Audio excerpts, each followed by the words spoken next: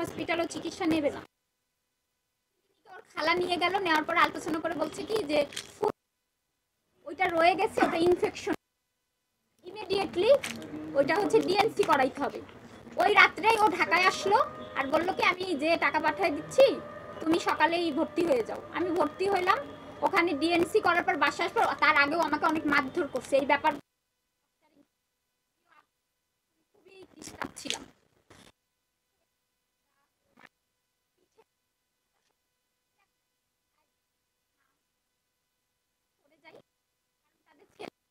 ব্যাপারটা নিয়ে ওকে ব্লেম, এই ব্যাপারটা নিয়ে হচ্ছে তাদের ছেলেকে বাঁচাই।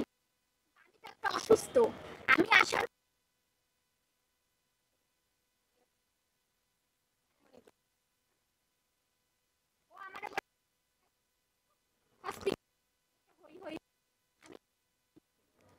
হসপিটালে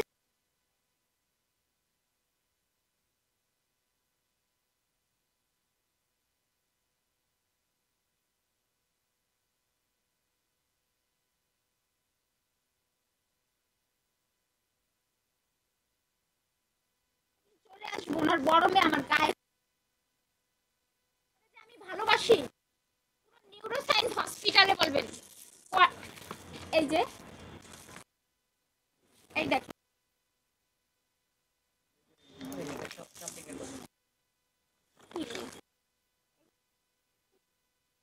এই যে দেখেন আলম, আর ওখানে আপনি আলিফ ক্লিনিক ঢাকায়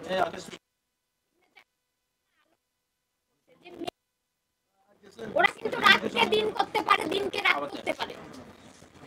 এটা হওয়ার পরে আমি কি করলাম, আমাকে বলল কি যে বের করে ওর কর্মচারী জনিকে বগুড়া বনানী নামে এক জায়গা আমাকে রেখে চলে গেছে।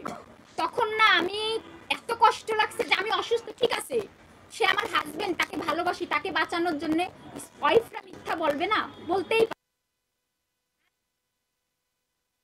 তখন না আমার এত খারাপ লাগছে, ও তো একটা লোক দিয়ে ঢাকায় যে তুমি অসুস্থ, ঢাকায় একটা লোক দিয়ে আমাকে পাঠাইতে পারতো।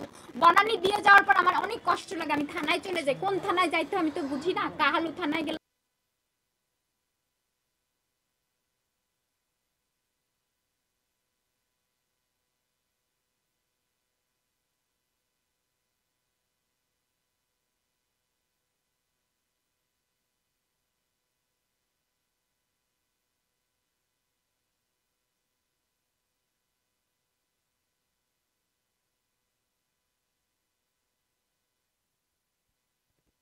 নামছি, এর ভিতর অনেক মিডিয়া কর্মী এসে আমার ভিডিও নিয়ে ওই সময় ভিডিওটা এদিকে কেন ভিডিও করতেছেন আপনি? কেন ক্যামেরা ধরলেন মিয়া? ফাইজলামি করেন নাকি ভাইজলামি? ক্যামেরা এদিকে ধরলেন কেন আপনি? 10 বার না করছি আপনাকে মিয়া। ওই সাথে আপনি ক্যামেরা এদিকে ধরলেন কেন?